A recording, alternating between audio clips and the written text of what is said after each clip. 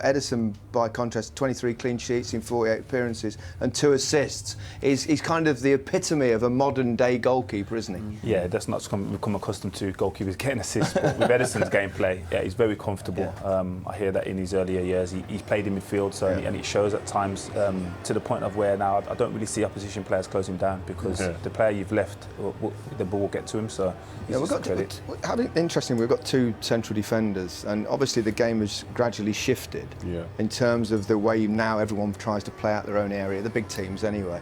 Would you have been happy with that kind of style in your day, Rio? Yeah, I would have. I mean, you're comfortable on the ball. You always have. Yeah, I would have. I wouldn't have minded doing it. It wasn't part of our DNA. It wasn't the philosophy then. But I would have done it. I'd have been. Would it made you nervous or nerves would have kicked in. But the way that Pep teaches them, he gives them unconditional confidence to do it. You see with John Stones, he takes the ball in the 6-yard box because he's been told by the manager, this is what I want you to do. So you have less fear. If you know there's no consequences or less consequences, you have less fear. At City, it works for them because of the keeper and because everyone's making angles. You watch other clubs try and do it, and it's ridiculous. You need to be good. You need to be good technically. Everyone needs to have the ball. Everyone needs to pick out a position. Pep gets a spare man on the pitch. Even you watch the midfield players, and the wingers will come in and they'll go on the inside forward positions for a little clip ball.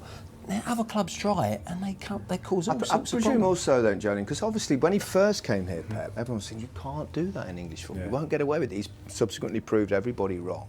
I presume he's very forgiving of players when they make mistakes under those circumstances. Well, that's the thing. I think if you do it his way and you get it wrong, I think there's no consequences. But I think if you're doing it your way and you get it wrong, then obviously there's severe consequences. I think the big part of it, if you're a defender, you need options. If you're going into these positions where you're not accustomed to being, like alongside the goalkeeper almost on a touchline, you need to have options. That's what Pep's brilliant at. He's brilliant at making sure that players know their roles, get into positions where you've got 4 or 5, not 1 or 2, you've got 4 or 5 options, so it makes it easier for the man on the ball. We saw Ter Stegen last night, we've seen Ederson, there's Alisson. Who do you think's the best footballing goalkeeper in the world at the moment? The guy we saw yesterday, Ter Stegen, he was unbelievable. I watched him in the warm-up.